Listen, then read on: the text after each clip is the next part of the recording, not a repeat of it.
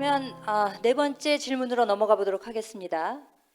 윤석열 정부의 성공을 위해 나아가야 할 방향에 대해서 지금 재연과 토론을 이어가고 있는데요. 데일리안 창간 18주년을 맞이해서 2022 경제산업 비전 포럼으로 함께하고 있습니다. 네 번째 질문은요. 윤석열 정부의 국정 운영 동력이 되기 위해서는 지지율 회복이 어떻게 보면 관건이라고 할 수 있습니다.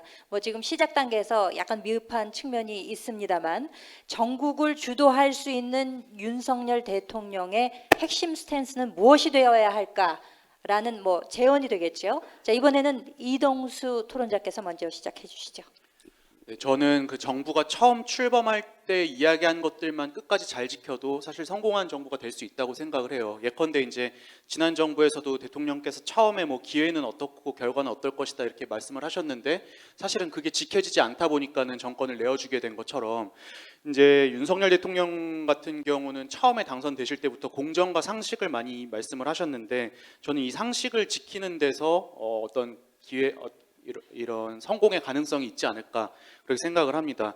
사실 이제 윤석열 대통령께서 정치권에 처음 첫발 디딘 시점만 따졌을 때 그 국민들이 이제 정치 신인인 윤석열 후보에게 기대를 했던 게 저는 그런 거였던 것 같아요. 기성 정치의 어떤 구태에서 벗어나서 좀 일반 국민들 상식에 맞는 정치를 해달라. 지난 정부에서 실망한 부분들도 사실 바로 그 부분들이었잖아요. 예컨대 뭐 불공정, 내로남불 이런 것들 많이 있었지만 이런 것들을 다 합해보면 결국에는 진영 논리에 빠져가지고 국민들의 상식에서 벗어난 부분들, 뭐 예를 들어서 이제 송영길 대표께서 예전에 뭐 북한이 남북 연락사무소 폭파했을 때 뭐 대포로 안 쏜 게 어디냐, 뭐 이런 말씀들 하셨는데 사실 이런 것들이 이제 국민의 상식에서 굉장히 벗어난 것이었고 그런 것들이 실망을 줘서 지금의 결과가 있었다고 저는 생각을 합니다. 그래서 이제 이런 상식적인 모습들 때문에 정권 교체 여론이 높았고 윤석열 대통령께서 당선이 되셨는데 과연 당선 이후의 모습들이 상식적이냐? 막 구구 유튜버들과 어울리고 뭐 순방 과정에서 말실수 불거지니까는 정권 사람들이 이제 억지로 비호하고 이런 것들이 저는 국민의 상식과는 좀 거리가 있다고 생각을 하고요. 그렇기 때문에 이제 일반 국민의 상식선에서 좀 현안들을 바라보시고 정책을 좀 추진해 주셨으면 좋겠습니다. 그래서 지금까지는 윤석열 대통령께서 어떤 검사의 상식 혹은 기득권층의 상식으로 이제 이런 현안들을 바라보셨다면은 이제는 좀 일반 국민들의 눈높이에 맞춰서 좀 이렇게 세상을 좀 바라보시고 정부를 좀 운영해 주셨으면 좋겠고요. 그런 것들이 저는 진정한 윤석열 대통령께서 말씀하신 진정한 상식이고 이런 문제들이 해결되면은 어떤 지지율 회복도 충분히 가능하지 않을까 그렇게 보고 있습니다. 3월 9일 대선 이후 3월 10일 새벽에 당선이 결정되고 나서 윤석열 대통령이 가지고 있었던 그 마음가짐, 초심을 잃지 말아야 된다라는 지적이셨던 것 같고요. 자, 권지웅 토론자님. 저도 그 처음에 약속을 지키시면 당연히 그 지지가 회복될 거라고 생각하는데 조금 더 세부적으로는 한 세 가지 정도가 떠오르는데 대통령께서 만든 문제는 대통령께서 푸시면 좋겠다는 생각입니다. 그러니까 지금 국민들이 그냥 이렇게 정치 뉴스를 자세히 안 보고 그냥 생활을 하면서 느끼는 대통령에 대한 이미지는 우기는 사람이에요. 그러니까 내부 총질 문자가 공개되었을 때도 아무런 반응을 하시지 않으셨고, 근데 사실 그거는 아무런 문제가 아닌 게 아니라 사적 대화였기 때문에 별일 아니다가 아니라 대통령이라고 하는 행정 수반이 이견에 대해서 아주 거칠게 대하고 있구나라고 하는 게 적나라하게 드러났던 것입니다. 거기에 대한 유감 표명은 당연히 필요했는데 그걸 무시하고 넘어가셨고, 이번에 바이든이든 난리면이든 이거 다 대통령이 하신 말씀이지 않습니까? 근데 지금 뭐 기억이 나지 않는다 뭐 이런 방식으로 넘어가시는데, 그럴 게 아니라 되려 통 크게 사과하고 이런 부분 제가 부족했다. 정치인으로서 이제 1년 조금 넘게 시작했는데 부족함이 있었다. 미안하다. 앞으로 이런 일 있으면 그때그때 사과도 하고 이런 일 없게 하겠다라고 하면 어쨌건 이게 해소되는 문제입니다. 그렇게 대통령께서 사과까지 하셨는데 그것을 집요하게 물고 늘어지기는 저는 야당 누구도 쉽지는 않다고 생각하고요. 그리고 또 하나 더는 어쨌건 물가의 문제를 그리고 금리가 오르고 있는 이 문제에 대한 비전이 필요할 것 같아요. 사실은 이번에 정기국회 하면서 대통령이 처음으로 예산을 편성한 거였지 않습니까? 이때 어떻게 이 어려움을, 그러니까 코로나가 끝나가고 있고 근데 물가는 오르고 있고 금리도 오르고 있고 주택가격 떨어지고 이 상황을 어떻게 보고 있고 어떻게 극복해낼 건지 설명하셨으면 좋았을 텐데 사실 그런 게 뚜렷하게 보이지 않아요. 근데 지금이라도 그것을 만들어내서 내년 초 추경이라도 그것을 포함시킨다던가 하는 노력이 필요하지 않을까 싶고요. 끝으로는 검찰공화국이라고 하는 것에 대한 어떤 그것이 오명이든 오해든 그것을 스스로 벗어나기 위한 자구적 노력이 좀 필요하지 않을까 싶습니다. 단지 그냥 우리를 왜 계속 검찰이라고 말하냐라고 이렇게 항변만 할 것이 아니라 실제로 지금 인사 라인 전부 다가 검찰 라인이지 않습니까? 그리고 정무 관련해서도 대부분의 의사결정이 되게 검찰식으로 이루어진다는 인상을 받고 있습니다. 이것을 어떻게 해결할 건지에 대한 자기 해법이 필요하지 않을까 싶습니다.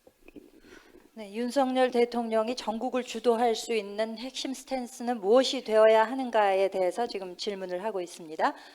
박성민 토론자님. 지금 해결해야 될 현안 문제들이 굉장히 많다고 저는 생각을 하고 있고 좀 대통령이 행정부의 수장으로서 국가적 아젠다를 제시해야 된다는 게 제 생각입니다. 사실 문재인의 적폐청산, 뭐 박근혜의 비정상의 정상화, 뭐 이명박 대통령이 이제 뭐 녹색 성장 같은 이런 커다란 비전을 제시해야 되는데 아직까지 그런 비전이 보이지 않고 있고 그리고 그런 커다란 국가적 아젠다 아래에 이제 정책을 수행해 나가야 된다고 저는 생각을 하고 있습니다. 뭐 아무리 좋은 정책들이라도 국민들이 이해하기 어렵게 설명을 하면 메시지 소구력이 굉장히 떨어진다는 것은 누구나 다 아는 사실일 겁니다. 그래서 저는 국가적 아젠다로 이제 지속 가능한 대한민국을 조금 말씀드리고 싶은데 지금 연금 개혁, 뭐 노동 개혁, 교육 개혁, 공공 개혁, 그다음 저출산 고령화 시대 뭐 해결법 이런 것들 모든 게 지금 윤석열 정부에서 말하고 있는 이 결과 맞기 때문에 좀 큰 국가적 아젠다를 그렸으면 좋겠고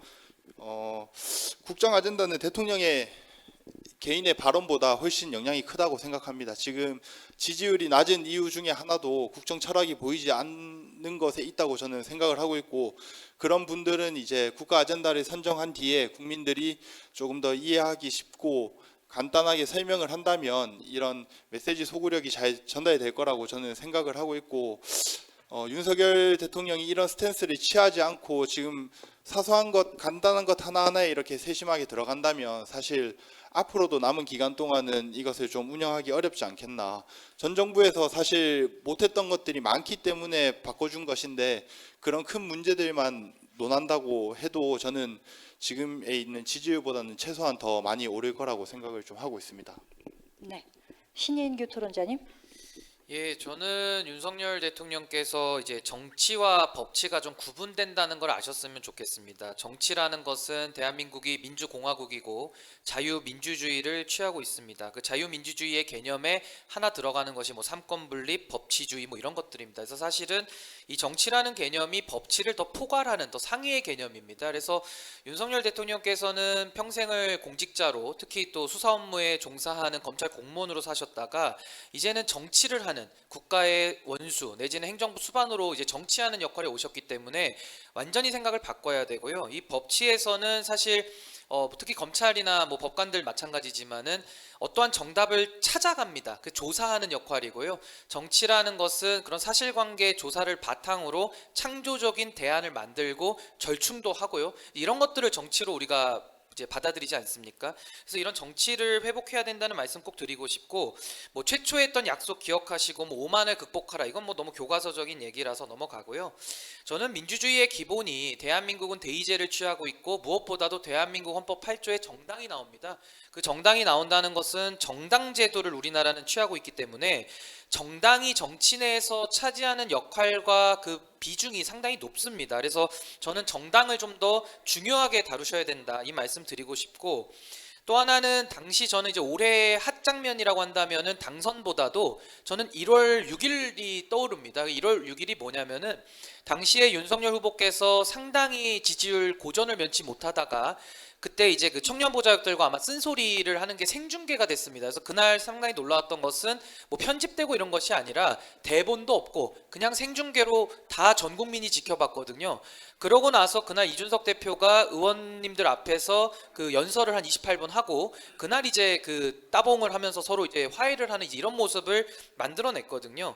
그래서 저는 이런 정치의 회복을 일단 내부에서부터 저는 좀 시작하셔라라는 말씀을 꼭 드리고 싶고, 마지막으로 문재인 정부는 사실 조국 수호하다가 정권을 내줬거든요. 근데 지금 우리 국민의힘과 정부가 지금 발음 수호 내지는 청력 수호하고 있습니다. 이제 이렇게 가가지고는 안 될 것이고, 정당 민주주의라고 하는 이런 헌법 수호 정신으로 돌아가고 원칙으로 돌아가서 다시 한번 차분하게 저는 재시작을 해야 된다. 전 그런 말씀 드리고 싶습니다. 네, 덧붙이고 싶은 내용 말씀하실 분 없으세요? 네. 자, 윤석열 정부가 출범한 지 5개월 정도 되는 이 상황에서 국정 운영 동력을 찾기 위해서 과연 어떤 스탠스를 찾아야 하는가에 관한 토의를 하는 것 자체가 어떻게 보면은 참 이 정부가 어떤 위치에 있는가를 되새기게 하는 것 같습니다.